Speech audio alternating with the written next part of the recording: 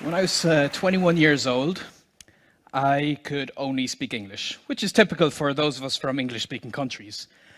And I had many reasons why this was going to be the case for me for the rest of my life. And I was very confident of this because I had no natural talent, I had a very bad memory, I couldn't travel to the country yet, I was too old, I felt too old, and I was sure that I was going to frustrate the native speakers and embarrass myself.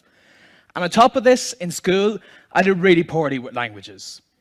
So I did actually get the opportunity to get into languages after I graduated university with a degree in electronic engineering, still only able to speak English. I moved to Spain, and I figured this is it. This is going to solve my problems, living in the country. No. 6 months later of living in Spain, couldn't speak any Spanish. Now, a sensible person would have given up at this stage and gotten the point. I'm not very sensible, though. So I figured if I change my approach and change my attitude, maybe I can change my language skills. And what happened to inspire me to get into language learning was I met a polyglot. A polyglot is someone who can speak many languages. And the first time you meet someone like that, you can't help but feel really impressed. Like, for instance, there's Richard from the UK, and there's one video online where he speaks 16 languages. Let me just show you a little clip here. You can see him. Je parle français et anglais avec ma fille. French, Macedonian, Czech, and Catalan, which is pretty impressive. And we also have Luca from Italy. And here you can hear him speak in German and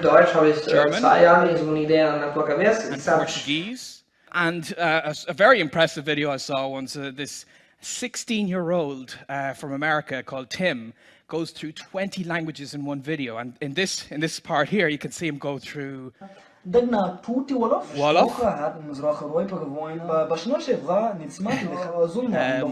Yiddish, Hebrew, Arabic, Turkish, Swahili, and Hindi. So, wow. I met someone like this and I was so impressed. I thought to myself, you know, I want to be like that. But the reason I wanted to be like that is because I wanted people to think I'm smart, to be impressed with me. And I met this polyglot at the start of my time in Spain, and with this very superficial motivation, just because it would be cool to learn a language, I failed. So what I discovered after those 6 months is one of the biggest problems we have in language learning, but we don't know it, and that's motivation. A lot of us start with the wrong motivation to learn a language. We're learning the language just to pass an exam, to improve our career prospects, or in my case, for superficial reasons to impress people. And what I found is those polyglots I've just shown you in the video, the reason they're learning the language is because they're passionate about that language. They're passionate about the literature and the movies and being able to read in the language and, of course, to use it with people. And when I changed that priority of using the language with people, I was able to learn the languages myself. But there are a lot of things that people feel would not allow them to learn language. So I want to go through, I think there's 5, I asked a lot of people, there's 5 major reasons they'd never get into language learning. So let me go through some of these here. The first is that they've no language gene or talent. No language gene or talent. Well, what does that mean? I mean, sometimes this is actually just a self-fulfilling prophecy. In my case, when I hadn't learned language growing up, or the 6 months of failed learning Spanish, it was just me telling myself, I don't have the language gene, so there's no point in really doing any work in the language. Because I didn't put the work in, I didn't learn the language. It's just a vicious circle. It's all in your head. There's no language gene. We all have it already.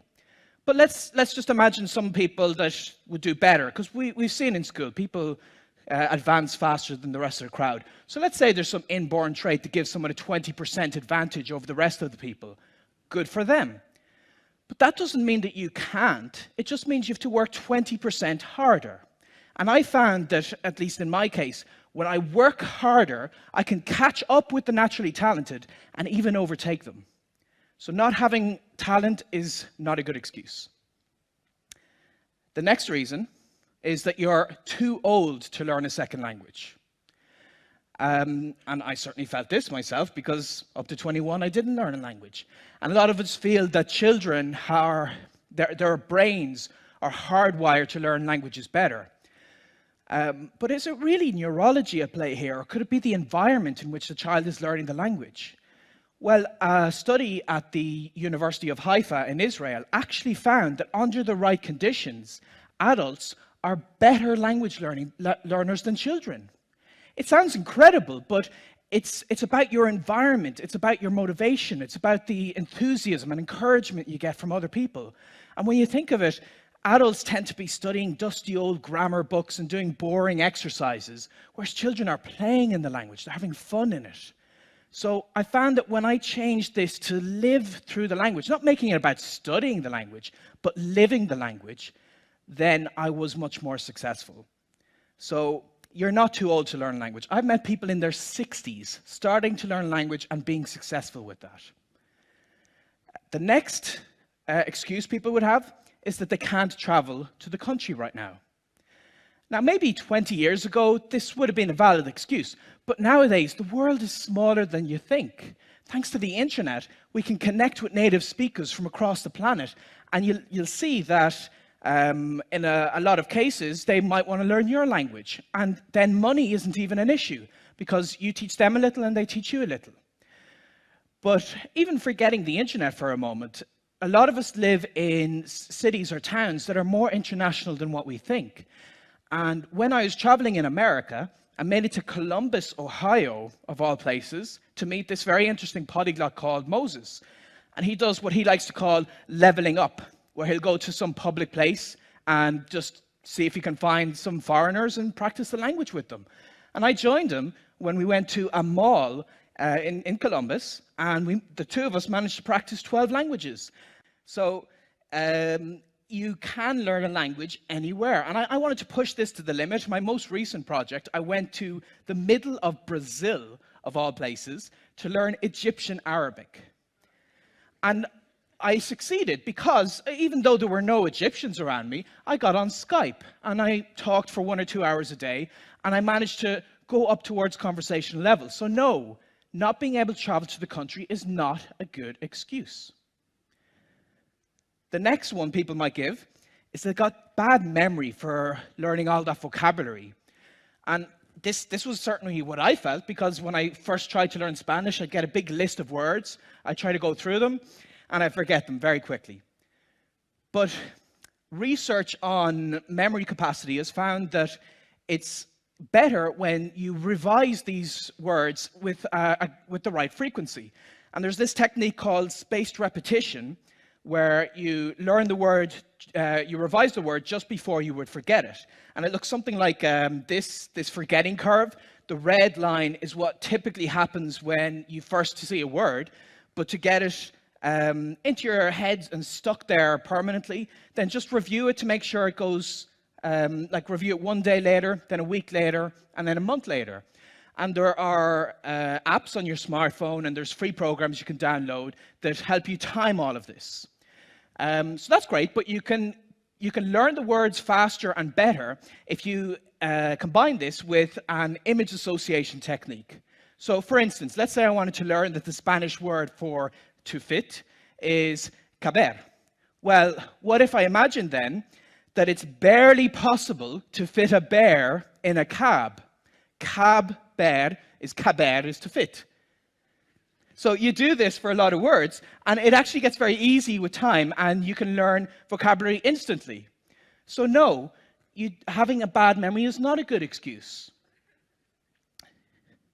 Next, and I think the most important one that people always say is that they're going to frustrate native speakers. And this is just so not true.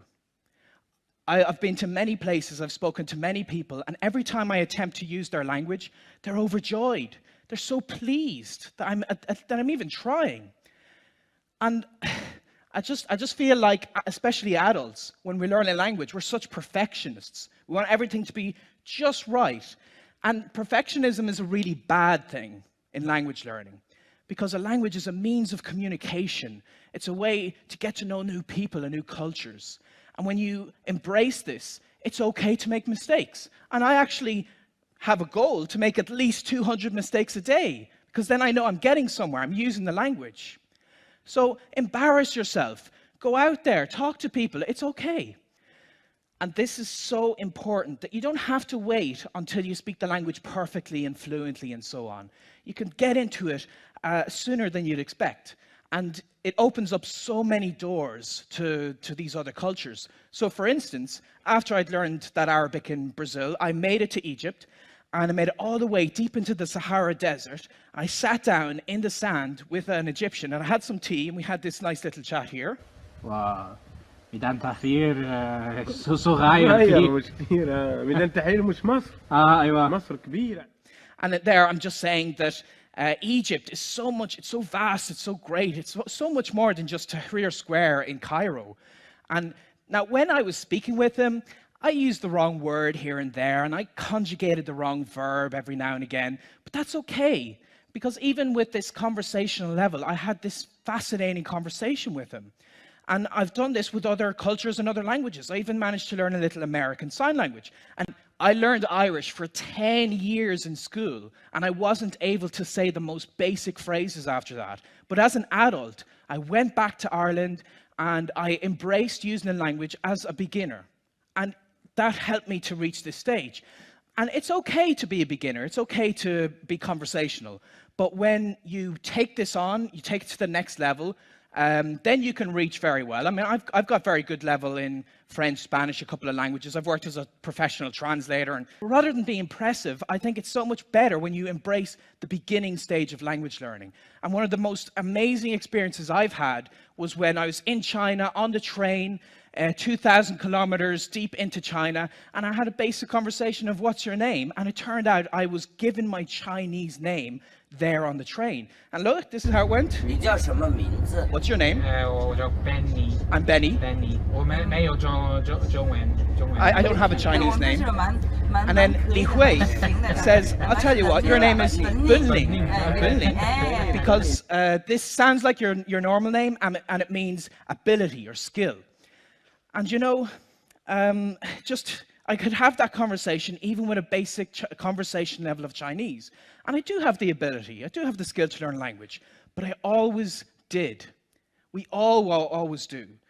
And the reason I have this skill is not because I was born with it and others weren't. It's a decision I made. And the problem a lot of us face is we feel that we're better studying and preparing for speaking a language someday, because if we do it too early, the world would end from all this frustration we cause people. There are 7 days in a week, and some day is not one of them. I say, rather than see if the world will end, a whole new world will begin if you try to learn a new language. So I hope you'll give it a try. Thank you.